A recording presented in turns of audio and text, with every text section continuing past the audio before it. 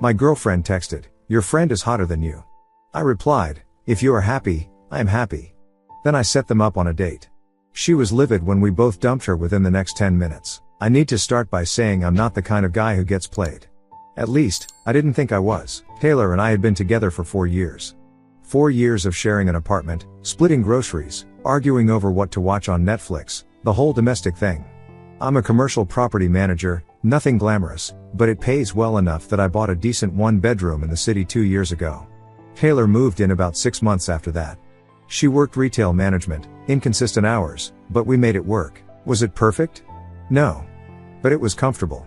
We had our rhythm. Felix has been my best friend since college.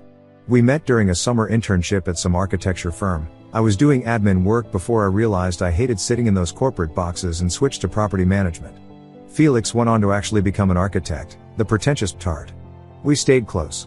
Grab beers every Thursday, text dumb memes, the usual. Here's the thing about Taylor, she always had this flirty personality. I'm not talking harmless compliments, I mean she'd openly comment on other guys. "Oh, he's hot," or "Damn, did you see that guy's arms?" I brushed it off. Figured it was just her way of being open, not filtered. She'd done it with Felix too, multiple times, actually. "Felix is so hot," she'd say, laughing like it was a joke. If you weren't around, I'd totally go for him. I'd roll my eyes. Felix would go red, change the subject. It was awkward, but I trusted both of them. Taylor was my girlfriend. Felix was my best friend. Neither would cross that line. Right? Tuesday afternoon. I'm at the office, dealing with a tenant complaint about a busted HVAC unit. My phone buzzes on my desk. Text from Taylor. I glance at it. "Felix is just so much hotter than you." That's it. No context. No emoji. No follow-up. Just that one sentence, sitting there on my screen like a grenade. I stare at it, read it again, and again. My first instinct isn't anger. It's cold. Like ice water dumped over my head. Because this isn't a joke.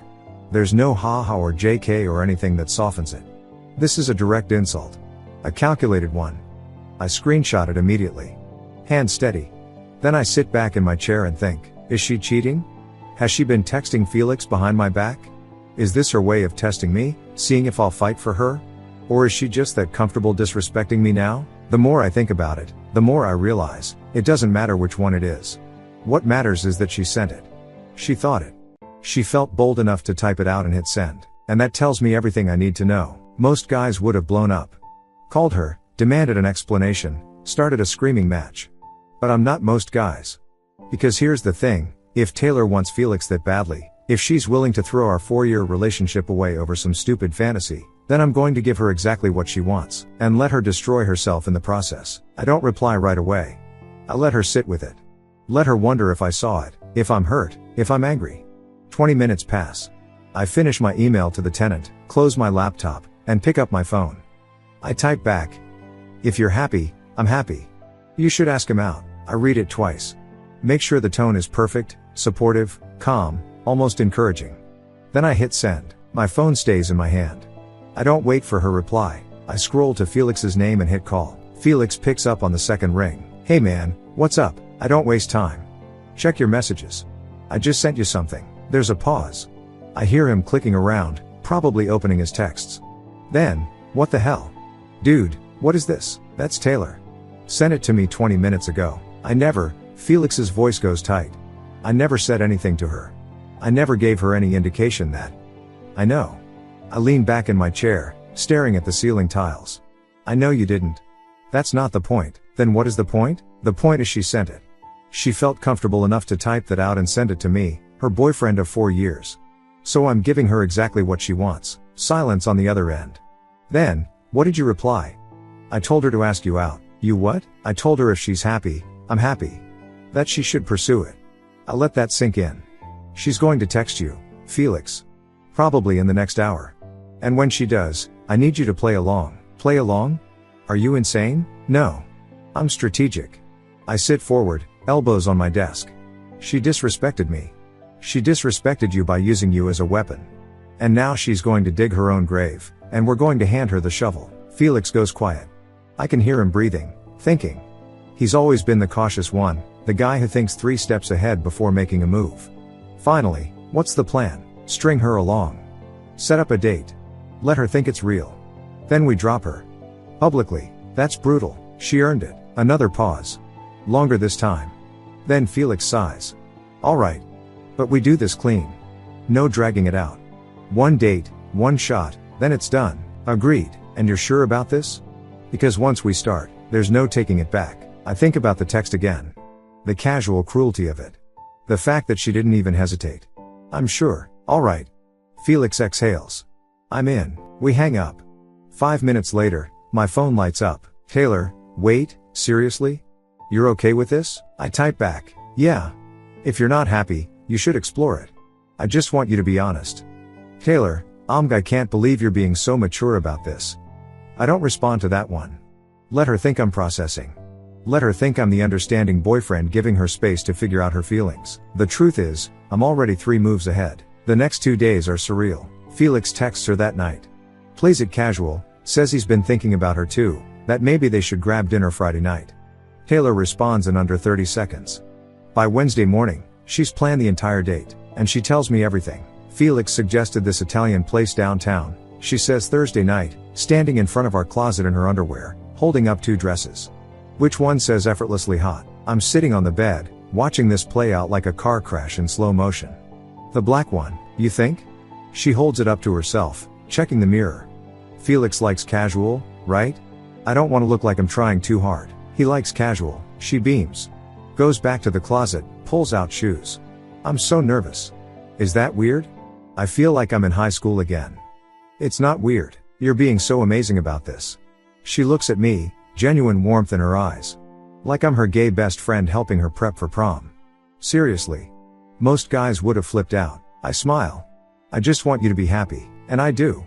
I want her to be deliriously happy right up until the moment it all comes crashing down. Friday morning, Felix calls me before work. You sure about this? His voice is strained. She's been texting me nonstop. I feel gross, man. One more day. Then we bury her. She sent me a selfie last night. Said she was testing out makeup looks. He sounds exhausted.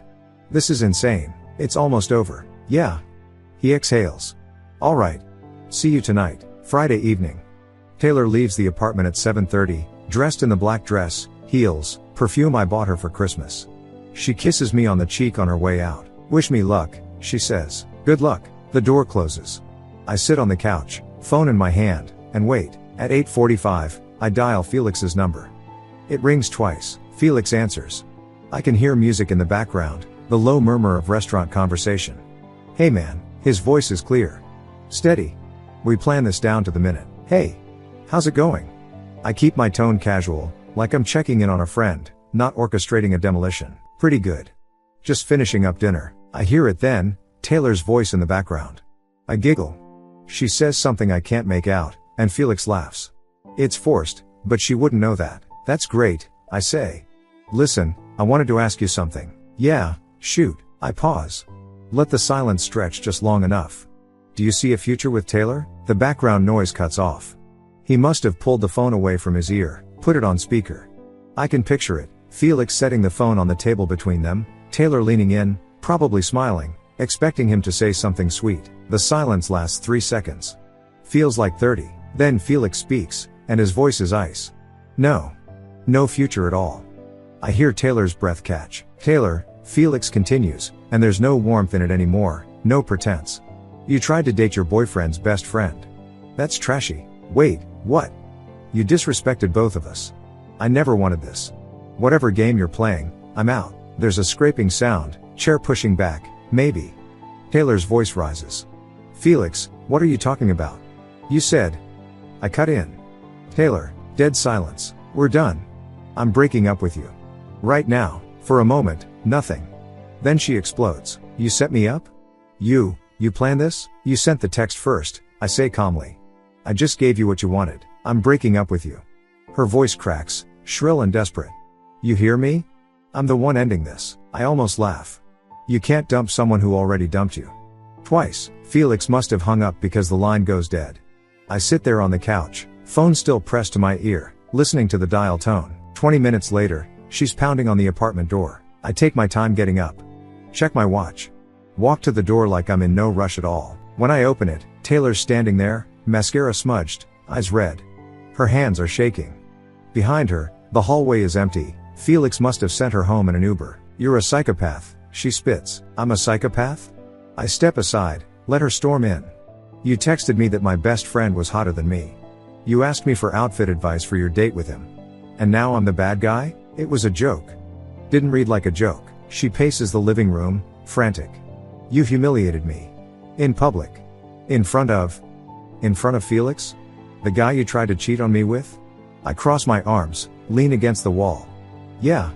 I did. I wasn't going to actually. Then why'd you go? She opens her mouth. Closes it. No answer. You have 30 days to move out, I say. Her head snaps up.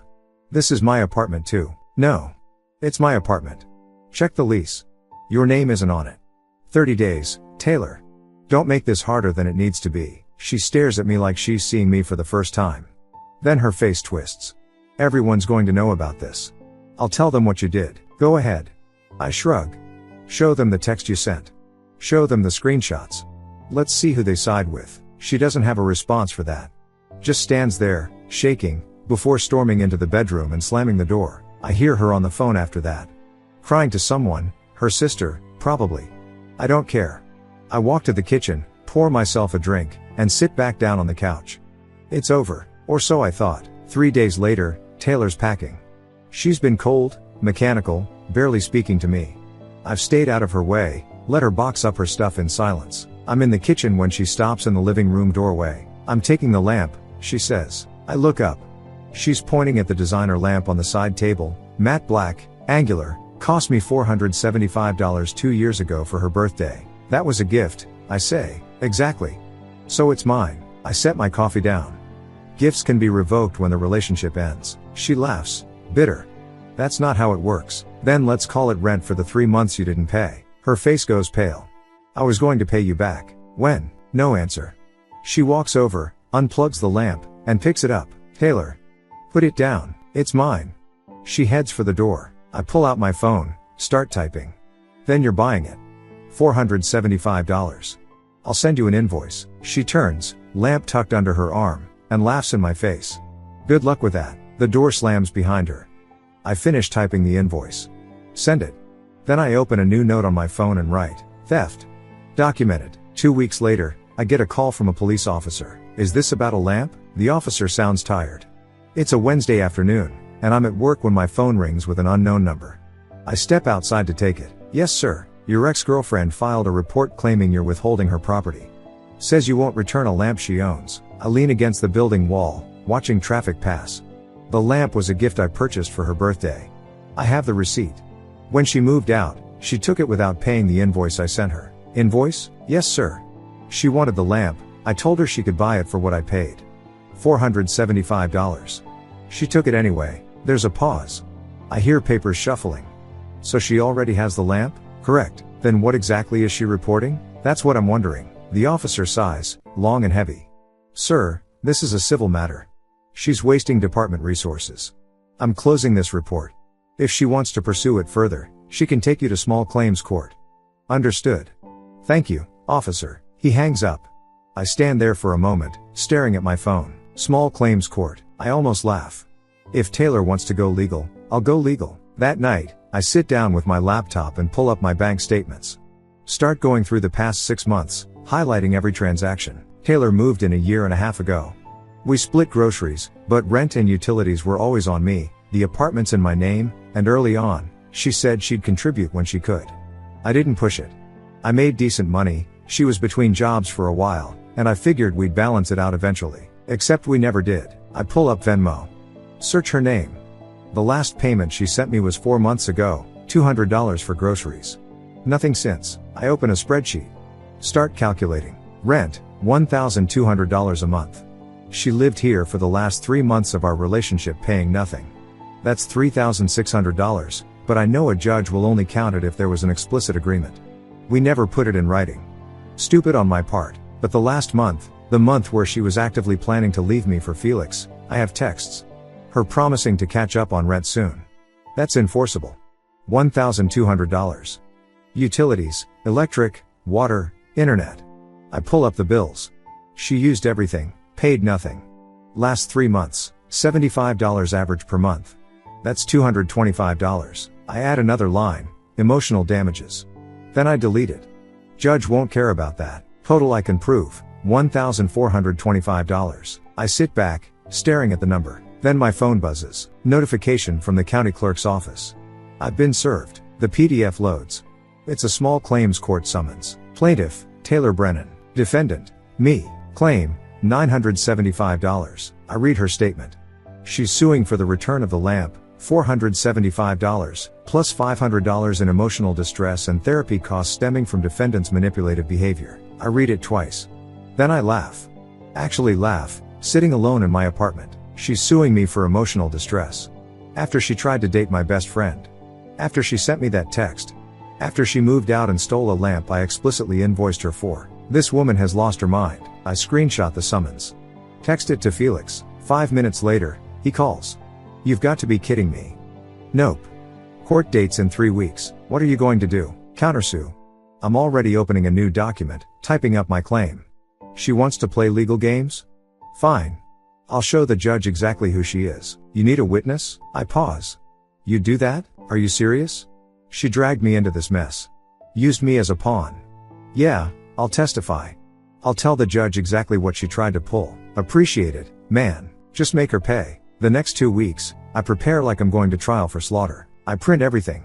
The original text message, blown up to full page size.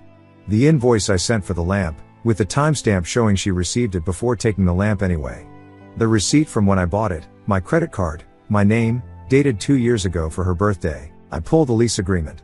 Highlight the signature line, only my name. I download every Venmo transaction, every bank statement, every utility bill. I pull up the text thread where she promised to pay me back for rent next month. That was 4 months ago. I type up a formal countersuit. File it with the clerk's office. Amount, $1,800 in unpaid rent and utilities. Then I subtract what I realistically think I can prove in court. A judge isn't going to award me for months where there was no written agreement. But the last month, where I have her texts acknowledging the debt. That's solid. I revise, $1,425. Felix texts me the night before court. You ready? Me, born ready. I wake up early. Iron my shirt, put on my one good suit. Print a second copy of everything, organize it in a binder with tabs. I get to the courthouse 30 minutes early.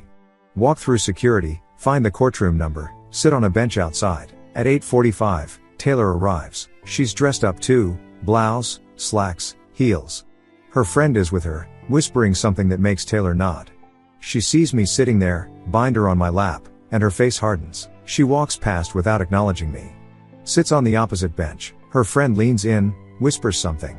Taylor smirks. Then she says, loud enough for me to hear, he's going to lose so badly. I don't react. Just sit there, waiting. At 9 a.m., the bailiff opens the door. Brennan versus Morrison? We both stand. The courtroom is smaller than I expected. Fluorescent lights, worn wooden benches, a judge's desk that's seen better days.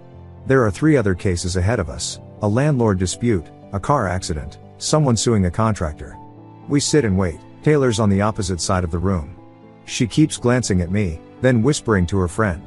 I ignore her. Review my notes. 40 minutes later, the bailiff calls our case. We approach separate tables in front of the judge. She's middle-aged, glasses, gray hair pulled back tight. Her nameplate reads Judge Patricia Hensley. She looks between us, already tired. All right. Ms. Brennan, you're the plaintiff. State your case. Taylor stands, smooths her blouse.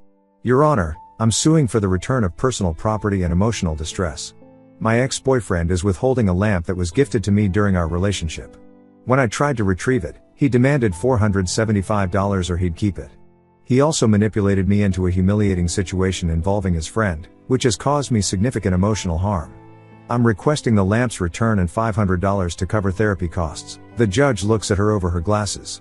Do you have proof the lamp was gifted to you? He gave it to me for my birthday 2 years ago. And do you have the lamp now? Taylor hesitates. Yes, but... So you already retrieved it? He sent me an invoice afterward. He's trying to charge me for my own property. Judge Hensley makes a note. I see. And the emotional distress claim, do you have documentation? Therapy receipts, medical records? I haven't started therapy yet, but... Then you can't claim damages for services not rendered. The judge's tone is flat. Next. Mr. Morrison, your defense. I stand. Pull out the binder.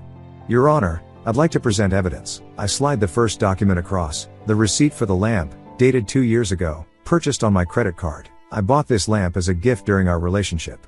When Ms. Brennan moved out, from my apartment, which is solely in my name, I informed her that gifts exchanged during a relationship can be subject to return upon dissolution, especially when the recipient initiated the breakup through inappropriate behavior. What behavior? I slide across the second document, the text message.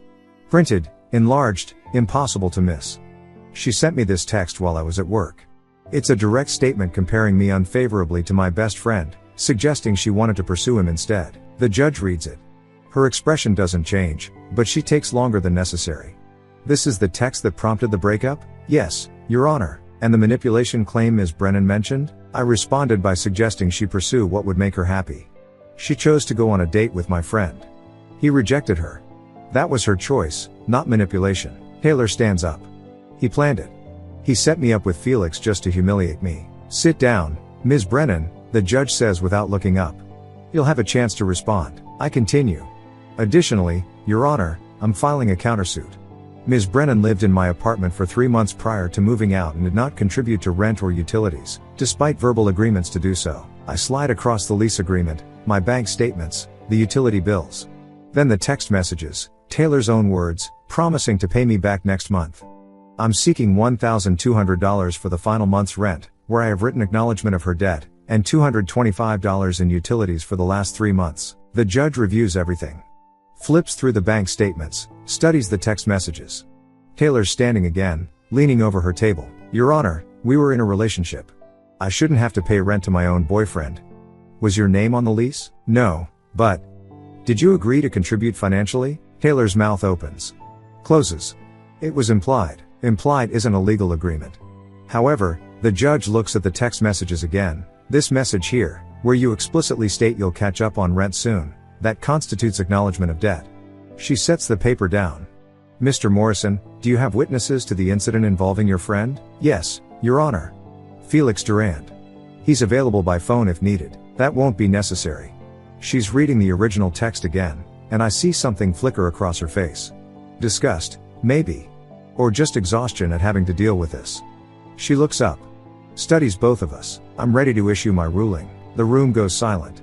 Taylor grips the edge of her table.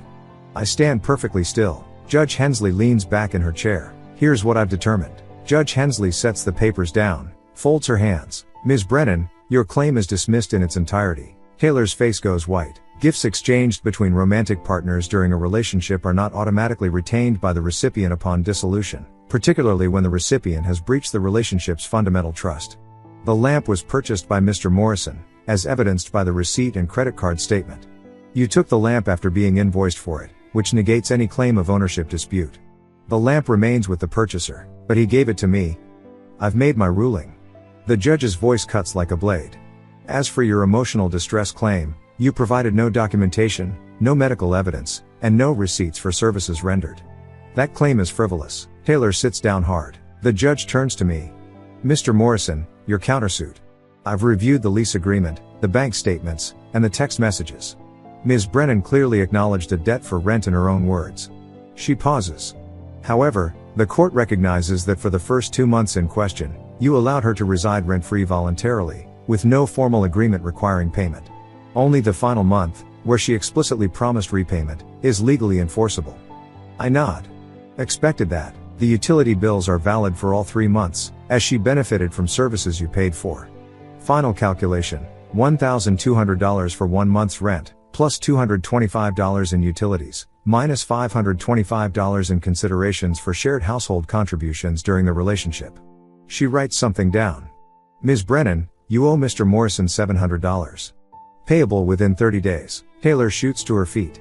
That's insane. I can't. You initiated this lawsuit, Ms. Brennan.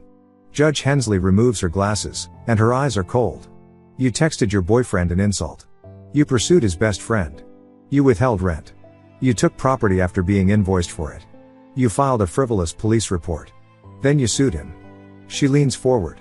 You lost every step of the way because you made every wrong choice. $700. 30 days. If you don't pay, Mr. Morrison can pursue wage garnishment. We're done here. The gavel comes down. Outside the courthouse, Taylor storms past me without a word. Her friend trails behind, mouthing "I'm sorry" in my direction. I don't acknowledge either of them. Felix is waiting by the steps, leaning against the railing. When he sees me, he grins. Well, she owes me $700. No crap. He pushes off the railing, and we clasp hands. How'd she take it? About as well as you'd expect. We walk toward the parking lot. The morning sun is bright, almost offensive after the fluorescent gloom of the courthouse. Felix glances back at the building. You think she'll actually pay? Doesn't matter. If she doesn't, I'll garnish her wages. Either way, she pays. Savage. He shakes his head, almost admiringly. You know this is going to spread, right? Mutual friends, social media. Everyone's going to hear about this. Good. And it does spread. Not because I say anything, I don't have to. Felix mentions it to one person. That person tells two more. By the end of the week, my phone's blowing up with messages from people we haven't talked to in months. Dude, is it true Taylor tried to date Felix? Holy crap, I always thought she was shady. You took her to court? That's legendary. I don't respond to most of them. Don't need to. The story tells itself. Taylor deactivates her social media 3 days after the court date. Mutual friends tell me she's taking a break and focusing on herself. Translation: hiding. The $700 comes in installments. $200 the first week. Then nothing for 10 days. I file for wage garnishment. Another $300 appears in my account. The final $200 trickles in over the next month. 3 months later, I'm sitting in my apartment, no one else's, on a Saturday morning. Coffee in hand, no plans, no drama. Felix comes over that afternoon.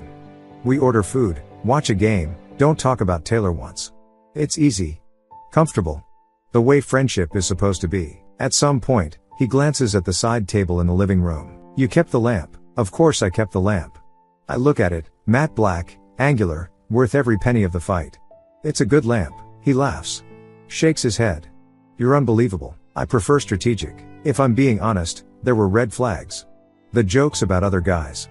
The entitlement, always expecting me to cover expenses, never offering to split things evenly. The way she'd test boundaries, see how much she could get away with. I ignored them. Told myself it was just her personality, that love meant accepting imperfections. But love isn't supposed to come with disrespect. And I'm done pretending it does. Do I regret the setup? No. She wanted Felix. I gave her the opportunity. She played herself. Could I have just ended it cleanly, walked away without the theatrics? Sure. But where's the lesson in that?